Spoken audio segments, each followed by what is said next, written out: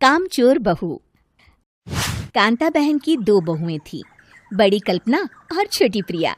कल्पना का जैसा नाम वैसा ही काम। सारा दिन कल्पनाओं में रहती, ना कोई काम करती ना कोई धाम। अरे कल्पना बहू, जरा अच्छी सी चटनी पीस दे, आज कुछ मजेदार खाने का मन है। पेट में जलन हो जाएगी माँ जी बुढ़ापे में, और वैसे भी मेरा काम करने का वक्त शाम का है, आप प्रिया को ही बोल दो। इतना कहकर कल्पना वहां से चली जाती है। कांता कल्पना के ऐसे रवैये से काफी परेशान रहती हैं। मैं बना देती हूँ माँ चटनी। ऐसा बोलकर प्रिया माँ को चटनी बनाकर प्लेट में खाने को देती है कि तभी वहां कल्पना आ जाती है। अरे वाह चटनी, जरा चख कर तो देखूं, बड़े दिन हो गए। अरे नहीं बहू, तू तो रहने ही दे चटनी खाना, पेट में जलन हो जाएगी। इतना कहकर कांता और प्रिया दोनों हंसने लगते हैं। कल्पना सारा दिन या तो मोबाइल में यूट्यूब देखती या फिर सोती रहती। उसका कमरा भी बिखरा और गंदा रहता।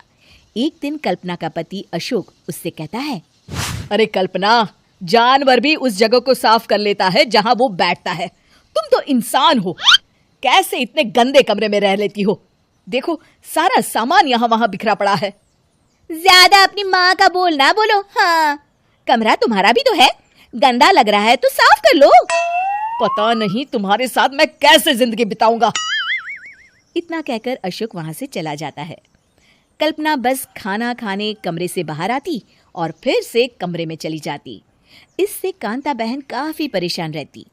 एक दिन प्रिया कांता से कहती है, माँ, मैं सारा दिन काम करके थक जाती हूँ, आप कल्पना दीदी से कहिए ना कि सुबह और शाम का काम बांट ले। मैं तो अब सिर्फ एक वक्त का ही काम करूँगी। हाँ। अरे तू वो भी ना करना, एक बहू तो कामचोर थी ही, दूसरी भी आ गई काम ना करने के बहाने लेकर। तभी वहां प्रिया का पति रमेश आ जाता है।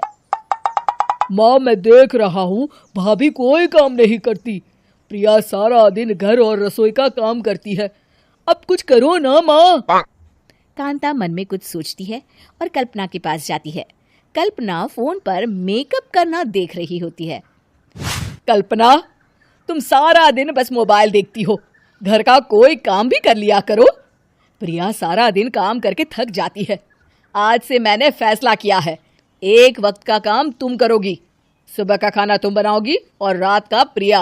आप लोगों ने काम को हवा बना रखा है। अरे पता नहीं थोड़ा सा ज्यादा काम करने में आप लोग घबरा क्यों जाते हैं। और हाँ, बहुत ज्यादा प्रिया की तारीफ मत करिए मेरे सामने, बड़ी बहू तो मैं ही रहूंगी। मैं कुछ नहीं जानती, कल सुबह मुझे वक्त से खाना चाहिए, रसोई में आ जाना, वरना कल से तुझे खाना नहीं मिलेगा। अगली सुबह कल्पना रसोई में नहीं आती है। वो देर से सोकर उठती है और बाहर आकर कहती है, अरे भूख लगी है, आज खाने में क्या है? इतनी देर हो गई, आज किसी ने मुझे उठाया भी नहीं, पता नहीं कहाँ है सब। कल्पना को घर में कोई नहीं दिखता। वो रसोई की तरफ जाती है जहां बड़ा सा ताला लगा होता है। अरे रसोई में ताला! ओ, मैं तो भूल ही गई थी। माँ ने आज से सुबह का खाना मुझे बनाने को कहा था। हे भगवान, इतने लोगों का खाना बनाना क्या आसान है? तभी घर के सारे सदस्य बाहर से वापस आते हैं। वाह माँ जी, मजा आ गया छोले भटूरे खाकर। मेरे मुंह में तो अभी भी स्वाद आ रहा है। अरे कल्पना, तेरे भरोसे रहते तो हम तो भूखे ही रह जाते। कल्पना को बहुत गुस्सा आ जाता है। अब बहुत हो गया, आज से मैं अपनी रसोई अलग कर रही हूँ, मैं अपना खाना खुद बना लिया करूंगी। कल्पना अपनी रसोई अलग कर लेती है, पर आए दिन उसका देर से उठना और काम न करने की आदत से वो भूखी ही रह जाती थी। उसी के सामने घर के लोग अच्छे अच्छे पकवान खाते और कामचोर कल्पना को जैसे तैसे ही खाना बनाकर खाना पड़ता। पर एक दिन तो हद ही हो गई। माँ, दीदी आज सुबह से कमरे से बाहर नहीं निकली, हमें जाकर देखना चाहिए। सो रही होगी कामचोर कहीं की, पर तुम कहती हो तो चलो देख लेते हैं उसे। कल्पना कमरे में पेट पकड़कर बैठी होती है। हाय मेरा दर्द, पेट दर्द के मारे मर रही हूं मैं।